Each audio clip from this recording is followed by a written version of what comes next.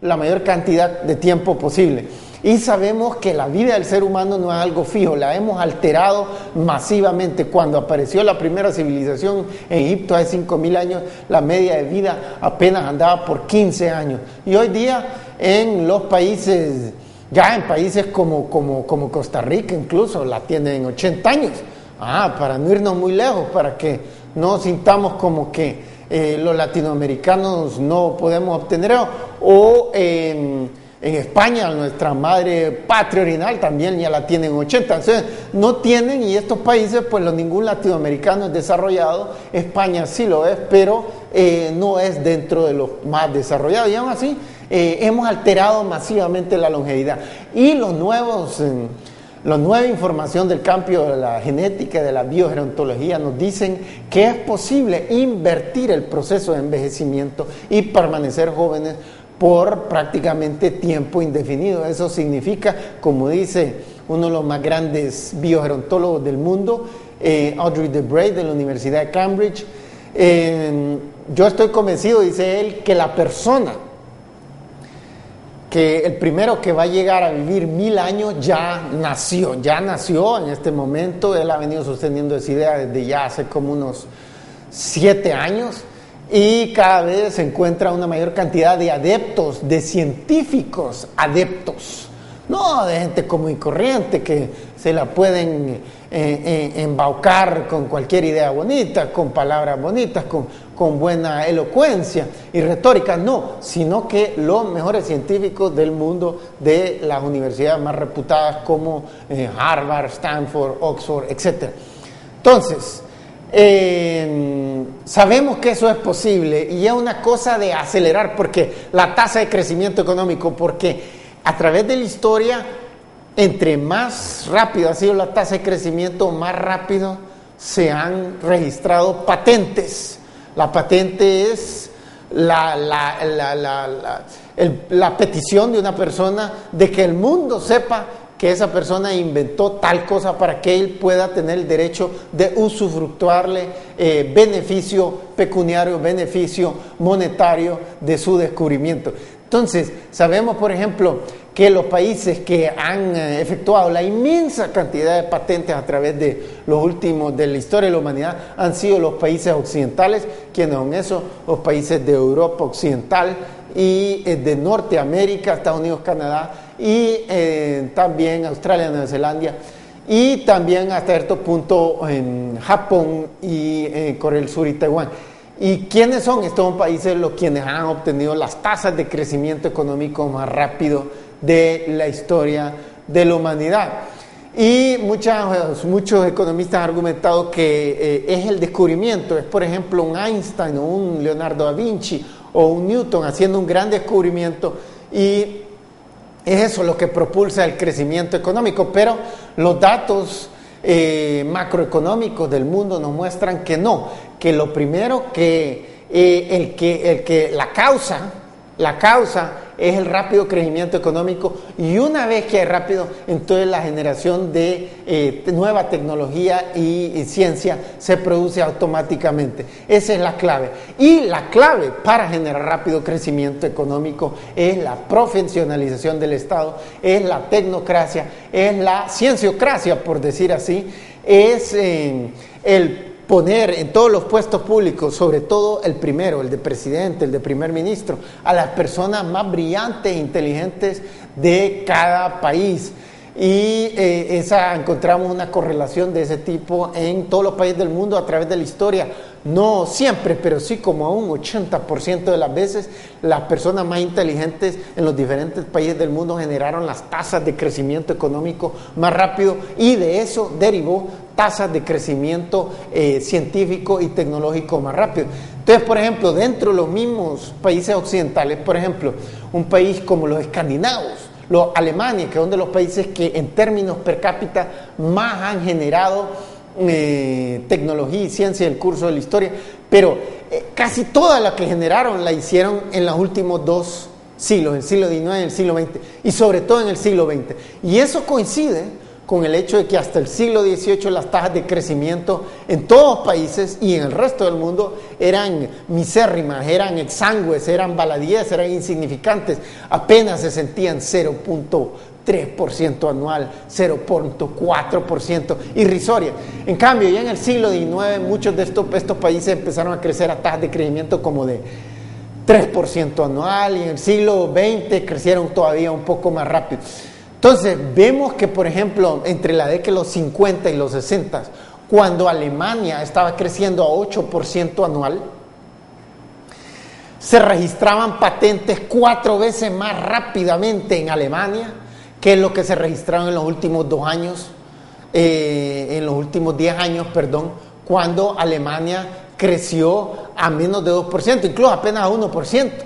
O sea, la velocidad. Hoy día los alemanes tienen posibilidad de alimentarse de las ideas, de las mejores ideas del mundo a través del internet, etcétera. Y más aún así, los científicos alemanes de la década de los 50 generaban ciencia y tecnología a una velocidad exponencial más rápida. ¿Y qué encontramos?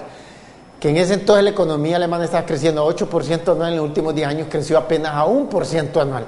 Entonces, lo mismo en Francia en la década de los 60, de los 50, cuando la economía francesa estaba creciendo a 6% anual. En cambio, en los últimos 10 años, ¿a qué creció? A un poco más de 1% anual.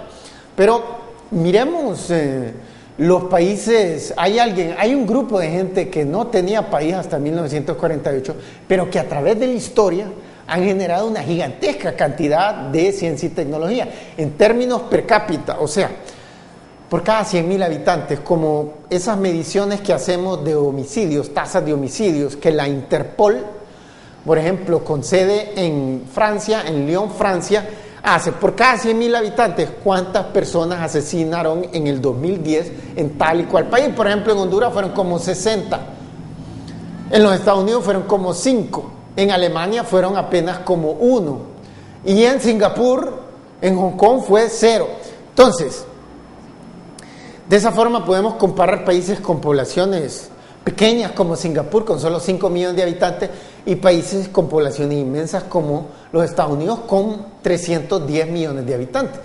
Entonces, lo mismo, por cada 100.000 habitantes, hay un grupo de gente que ha estado esparcido por el resto del mundo.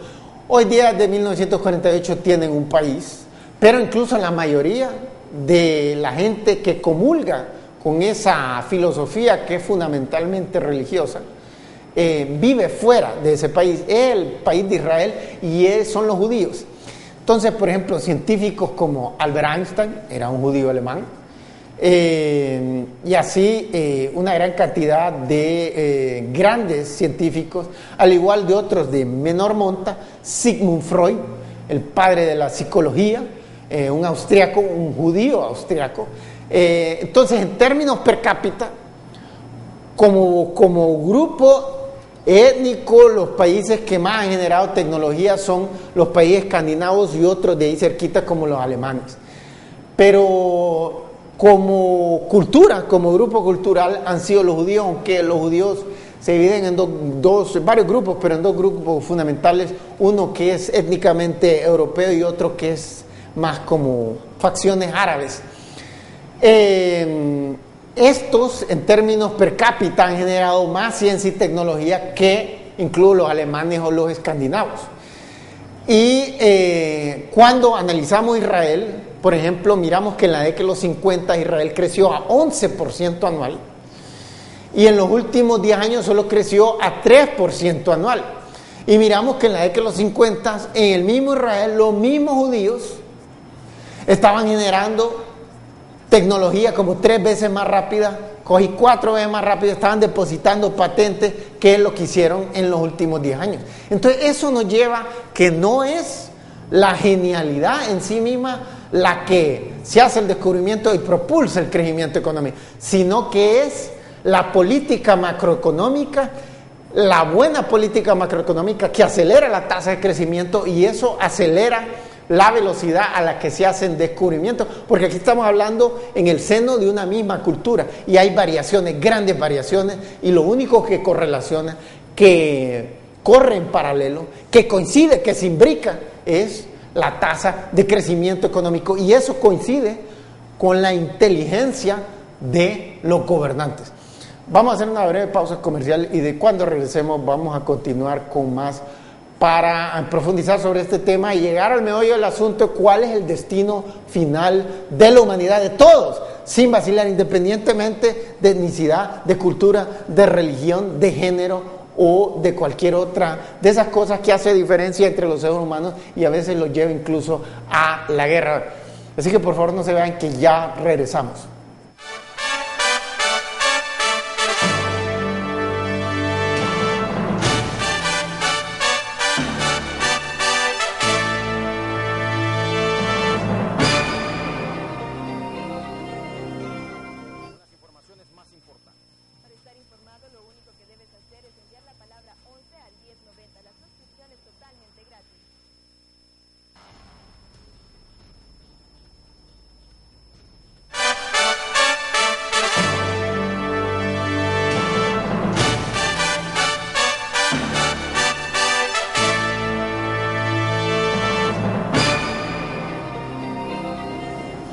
Bueno, estamos de regreso y estamos hablando sobre el destino final de la humanidad. ¿A qué aspiramos? ¿Cuál es el fin último? ¿Cuál es la teleología?